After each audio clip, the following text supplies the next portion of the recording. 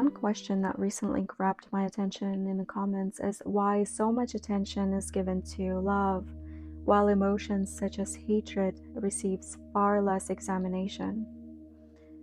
I think it's a very important question because hatred is part of human experience. To deny its existence would be another form of avoidance. The bigger question is not how to eliminate hatred, but what gives rise to the perception of division from which hatred emerges. The Bhagavad Gita does point out the pairs of opposites that govern ordinary human perception: pleasure and pain, gain and loss, victory, defeat, attraction and aversion. We cannot know one without the existence of the other. Without darkness, the word light would have no meaning, just as without silence, sound cannot be recognized. In the same way, love and hate appear as polar expressions within the field of duality. They define one another.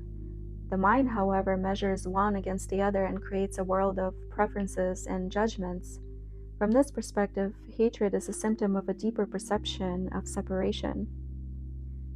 Let's look at Avadhuta Gita. This text takes this further.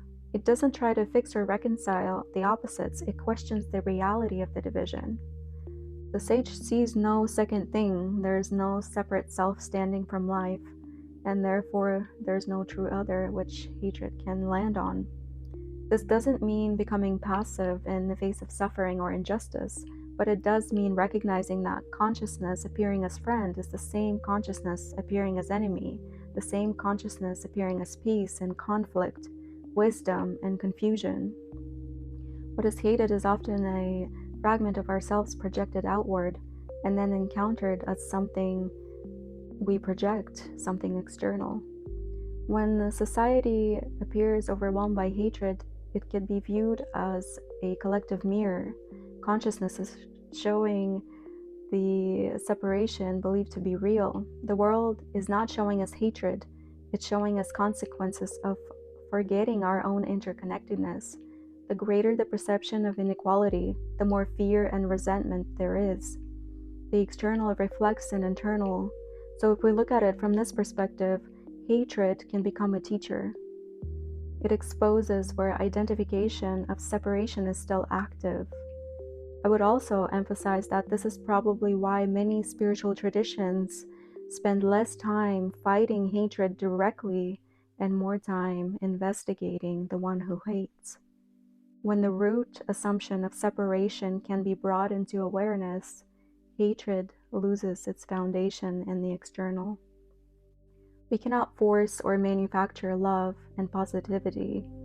There needs to be a deeper understanding that the apparent opposites of life arise within the same indivisible reality.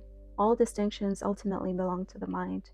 And beyond the mind, there is that which is untouched by both love and hate, yet allowing both to appear in its infinite play. I thank you for the questions and shared topics and contemplations. I thank you all for supporting my channel and being a part of it. If you like what I share, please like, share, subscribe, and comment. In gratitude and love, I thank you all for your support. Namaste.